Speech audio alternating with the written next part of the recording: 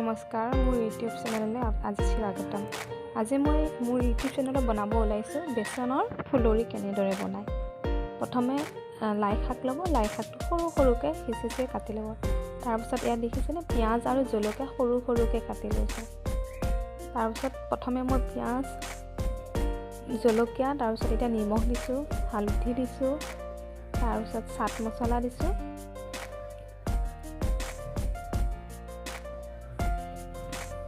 তাৰপিছত মই এতিয়া বেচন দিব লৈছোঁ। বেচন সৰহকৈ দিব লাগিব। লাই শাকটো আপোনালোকে ভাজিও ল'ব পাৰে, কেঁচাইও ল'ব পাৰে। কেঁচাই ল'লে বেছি সোৱাদ হয় ভজাতকৈ। ইয়াত আপোনালোকে ধনিয়া পাতো দিব পাৰে, কিন্তু মোৰ তাত ধনিয়া পাত নাছিলে, গতিকে মই খালি লাই শাকেই বনাই দিলোঁ। আপোনালোকে ভিডিঅ'টো শেষলৈকে চাব। ভালদৰে গোটেইখিনি দিয়া দিছোঁ, ভালদৰে লাৰি দিব। মই পানী দি গোটেইখিনি লাৰি দিছোঁ।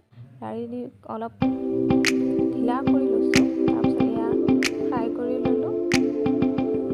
বেচনৰ মোৰ ফুলৰিকেইটা হৈ গৈছে। এতিয়া মই চাটনিটো তৈয়াৰ কৰিলোঁ। চাটনিটো তৈয়াৰ কৰা আপোনালোকৰ যদি ভিডিঅ'টো লাগে কমেণ্টত জনাব। মই চাটনিটো পদিনা আৰু লাই শাকেৰে বনাইছিলোঁ। চাটনিৰ লগত এইটো ফুলৰিটো খাব ধুনীয়া হয়। আপোনালোক ঘৰতে পৰিৱেশন কৰিব। ধন্যবাদ।